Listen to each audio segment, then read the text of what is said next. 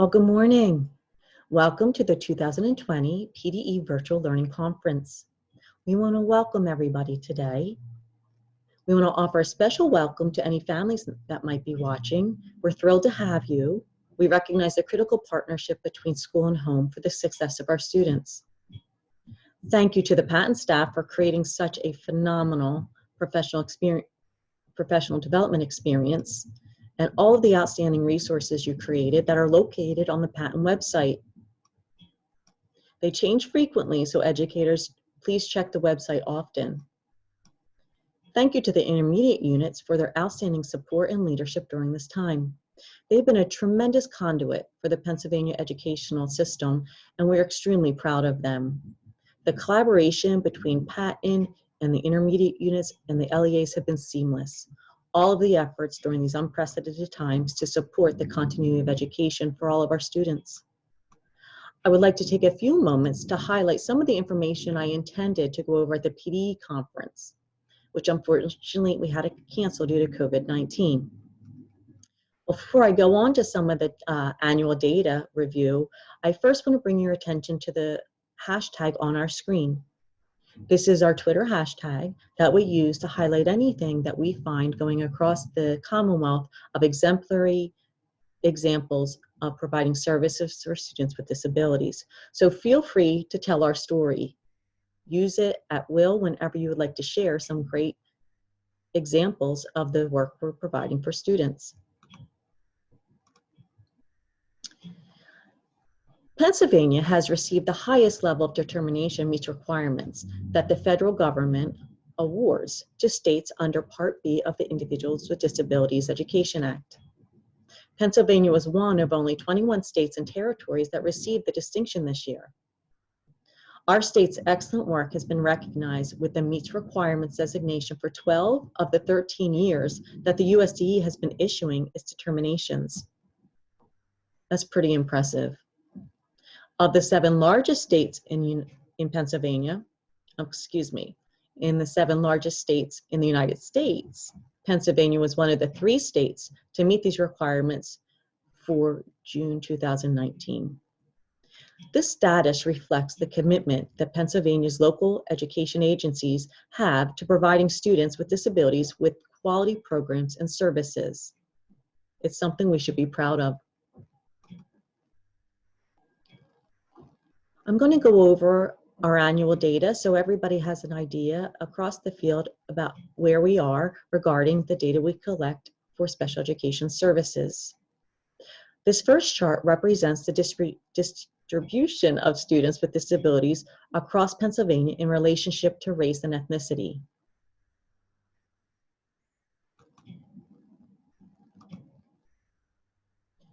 This chart represents the enrollment of school-age students by disability.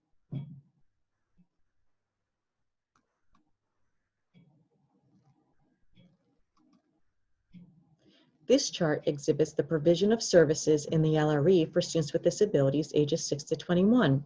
It reflects how much time the students spend in the regular education classes.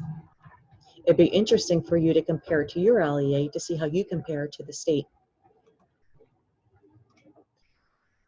This last chart is what I deem our most critical chart. It's our outcome data, our graduation and dropout. As you can see, we graduate 86.13% of our students with disabilities, but have 13.39% of dropouts. We're striving for a 100% graduation rate, and we provide a variety of transition services and programs to support students to transition successfully from high school into competitive integrative employment.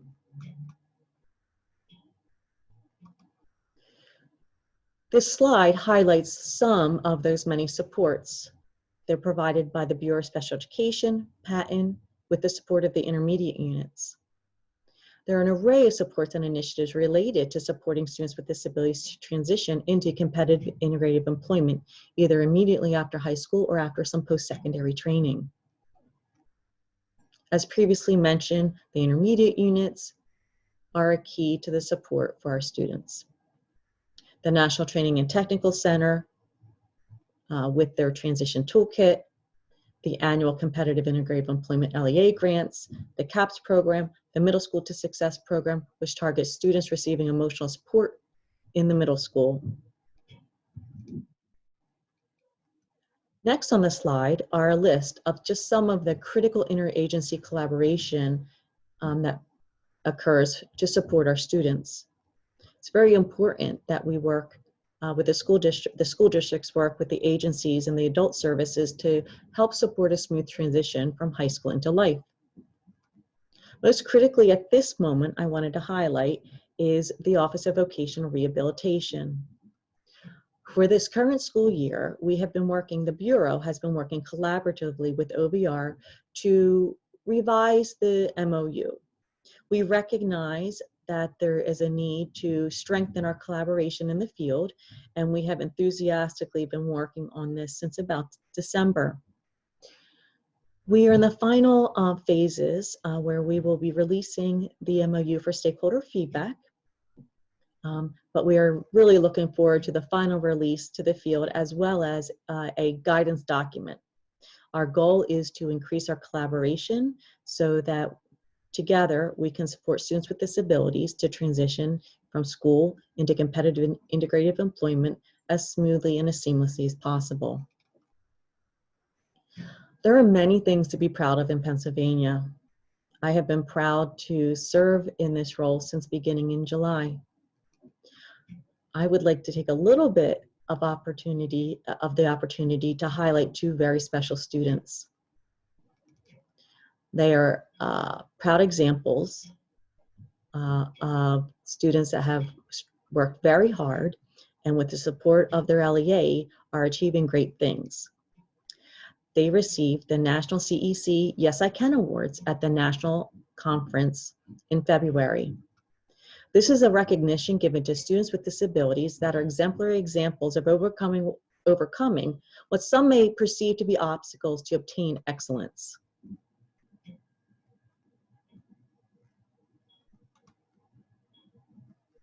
This is Trey Delagrosso.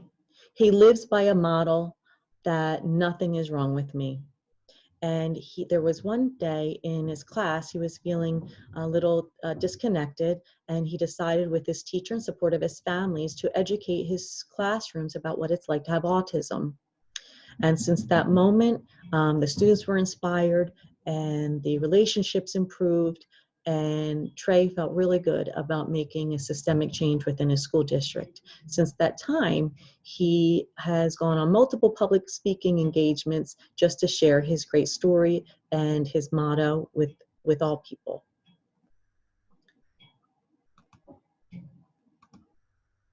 This is Harrison Burgess. His life motto is Yes, I Can. And he just embodies the strength and determination to overcome a variety of obstacles to achieve great things. He has strength and courage and resilience and has served as an example for others to overcome.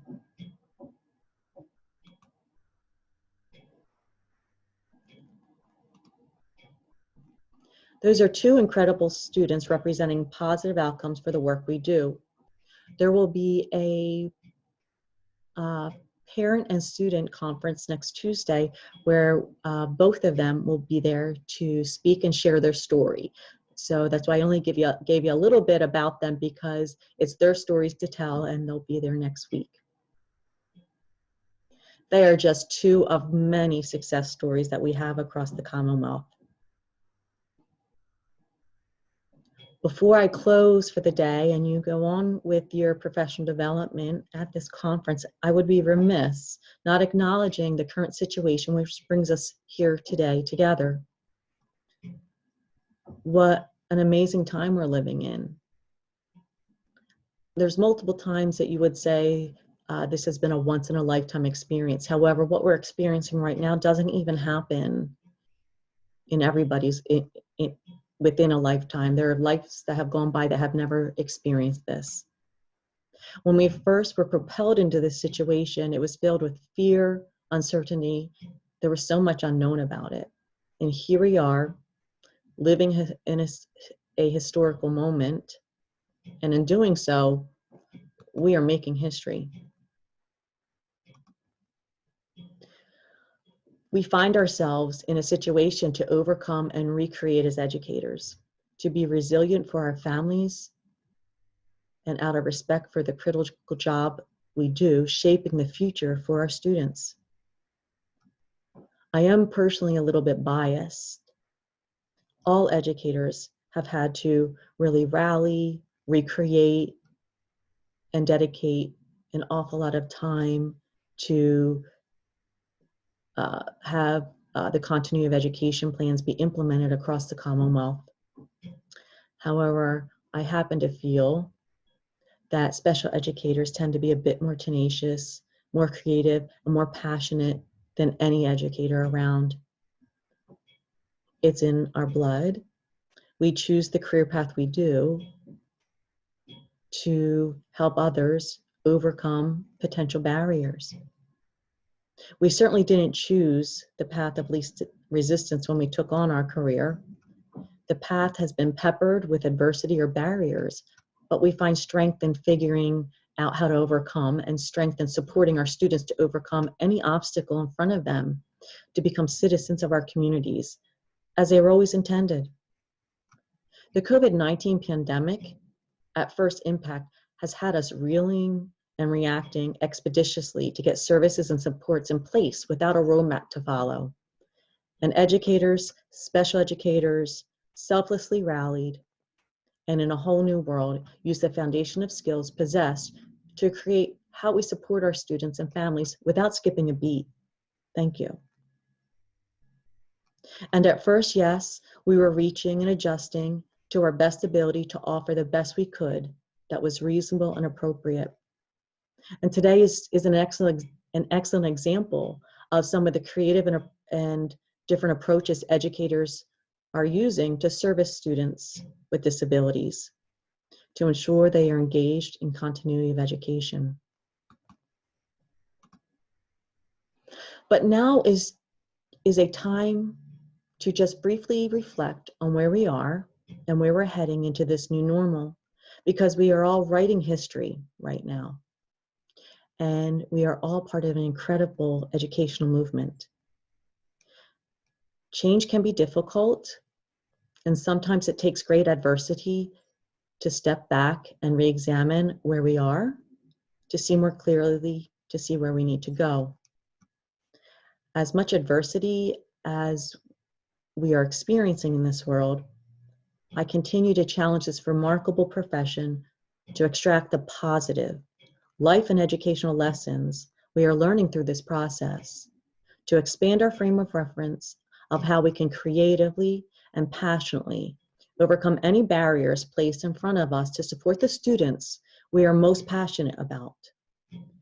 Today is not a culmination of the work of this time period, but it represents only the beginning. Today is a very brief moment to reflect on the efforts of the past few months to share ideas and expand our practices. But in no way does it represent the end of this journey. Instead, it is representing the very beginning of a new one. It is with that lens I ask you to spend the day taking these first examples of virtual strategies with the perspective of these brave educators and service providers that are out here in front as examples of possibilities to expand upon in the future. Working through these barriers of this time, and yes, we still have some and we are still trying to mitigate them, but working through the barriers in front of us is nothing new for special education. In some ways, it's just what we do. And because our students are depending on us, we know this is just the beginning.